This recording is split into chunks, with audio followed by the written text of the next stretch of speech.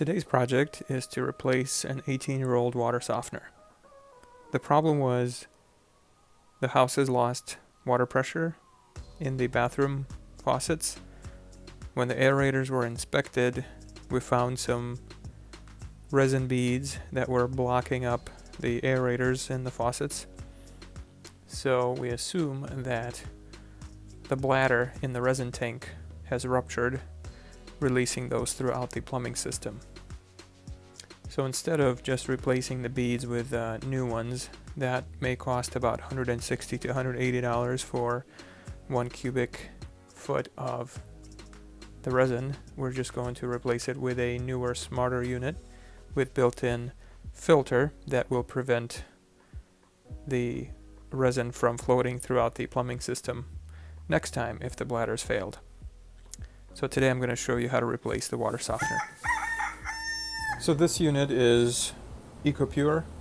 It's one of those 2-in-1 where the resin tank is within the same compartment as the salt tank.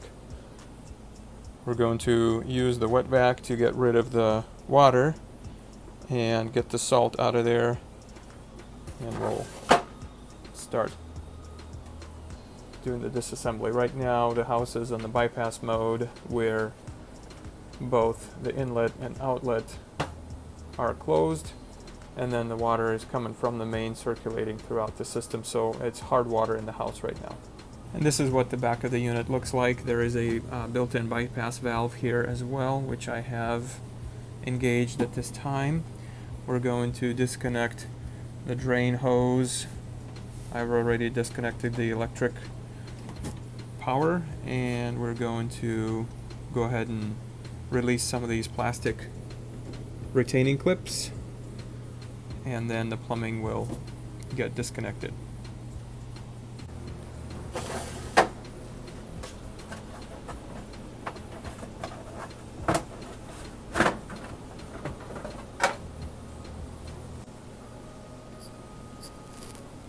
So we need to disconnect the electrical connectors here.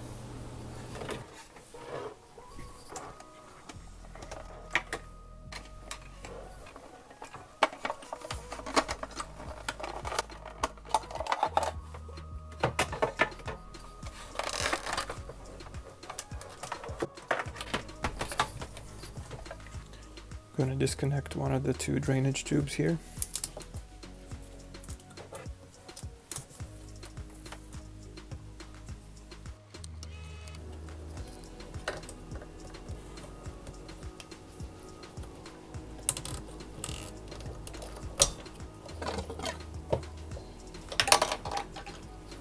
Good idea to have a bucket standing by just in case if there's going to be some water draining.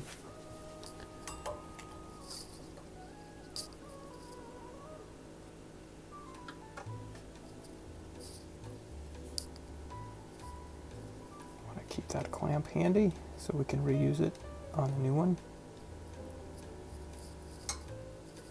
Now it's a good idea to depressurize the system, so what you do is you put the water softener in a bypass mode where you have no water flow into the machine, and then you want to make sure you open up the faucets to make sure you drain the water to depressurize the system.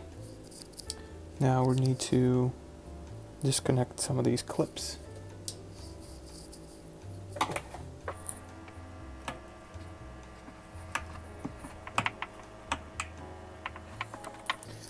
The key is try not to break them if you're planning to reuse them. In my case, I'm just going to get rid of them even if they break.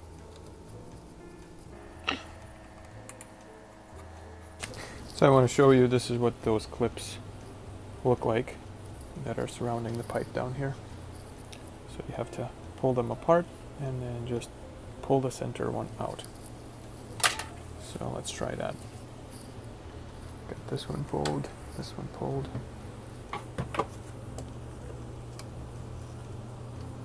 See if we can get it to come out.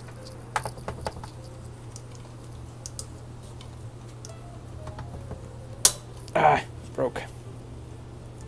So if we break it, we gonna use some pliers. See if we can pull that out. Alright, so after a little bit of struggle, I got the first one out. This one is gone. I'm gonna check this one and see if we can pop this one open. So that came out pretty good. Okay. So that means our connectors here are free. Now this is that Venturi valve that is recommended to be cleaned for preventative maintenance. The switch's hat filter is on there, but it looks fairly clean. We won't be using it, of course, but just like to see what the mechanism looks like. There's a lot of retaining clip on here. Got rid of that, and here's that drain tube.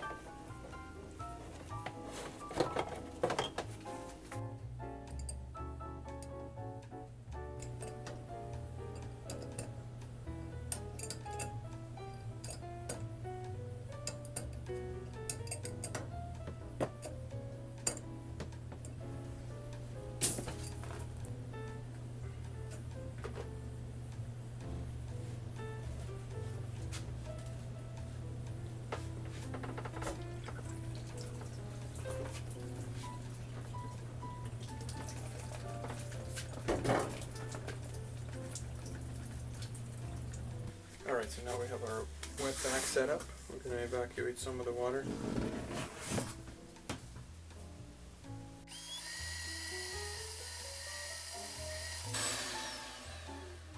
We're going to remove the resin tank head. There's a little clip here.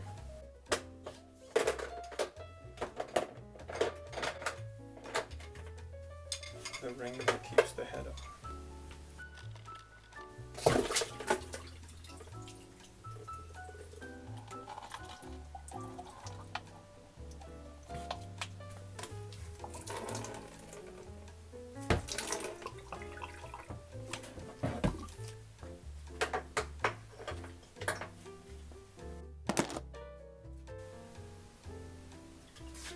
So here's what that filter looks inside. This gasket must have came off.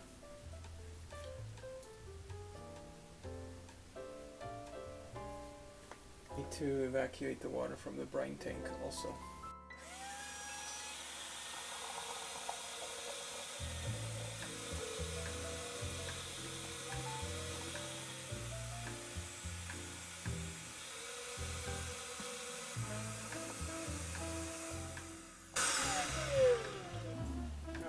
Overfilled.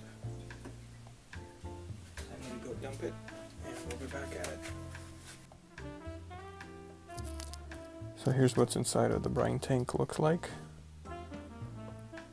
and it looks like the resin is gone. There's like no resin left in here, so we'll continue evacuating the water. It looks like all the resin has escaped into the plumbing system, which I've already drained. So we're going to empty that out. I'm going to empty this out so it'll be easier to remove the water softener from the location. Now I just want to remove the upper plastic cover here so I can get to the brine tank a little bit better.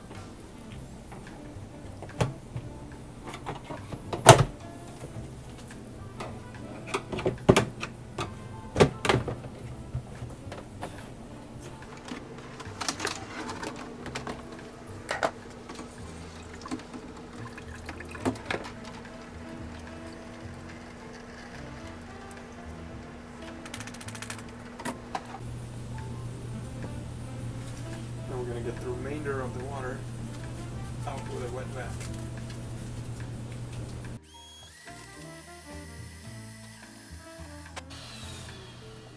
It's time to move the old water heater out of the way, make room for the new one.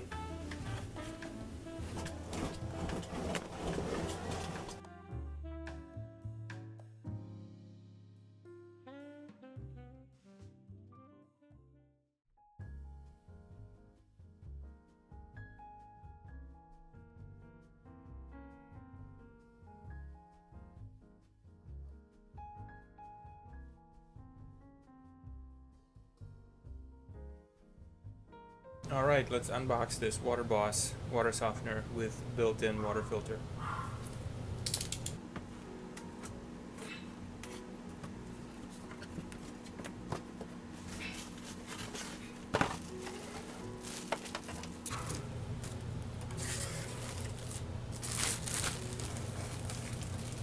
WaterBoss.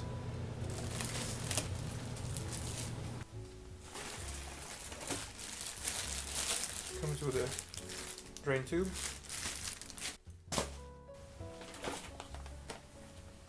power supply, some connectors, and also some testing strips to check the hardness of the water, so that's a nice feature. Alright, so here's what the new unit looks like. Fairly small capacity tank. The manufacturer claims that it uses twice as less salt as the normal water heater and 3 times less water. Very efficient, and over here it says it is made in the USA, so very proud of that. Purchasing a USA made unit. And this is what the hookups look like. So now we're just going to hook up a flex hose to the back of the machine. I'm going to have to cut some pipes here. We won't need any of this mumbo jumbo from the prior plumber, so I think we're just going to cut these and then we'll just do the flex pipes all the way down. Hopefully I have a sufficient length for that. So this is the back side of the water softener, and we're going to put this elbow for a drain.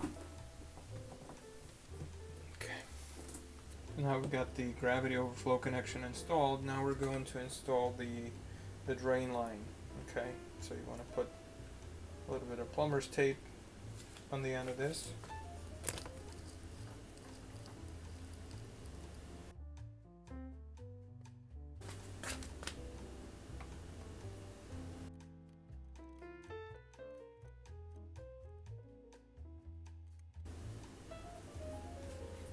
What do we have here?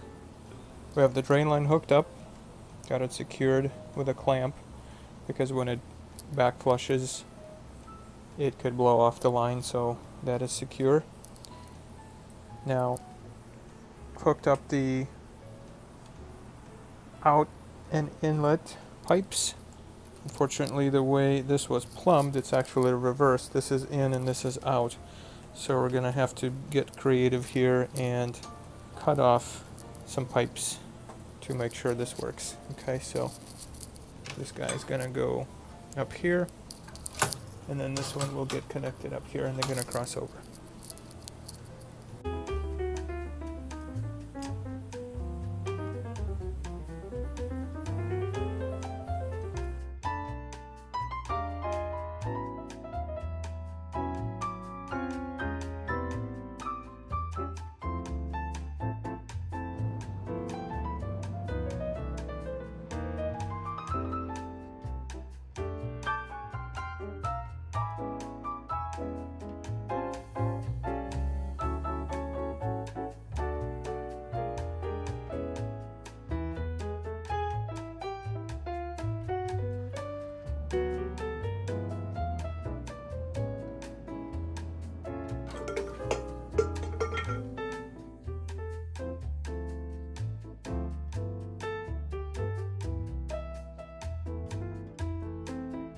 Alright, here's what the softener looks like once all the plumbing is hooked up.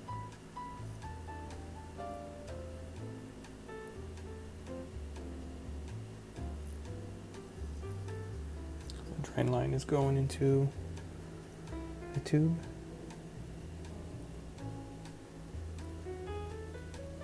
And the gravity feed is going to be fed to the floor drain.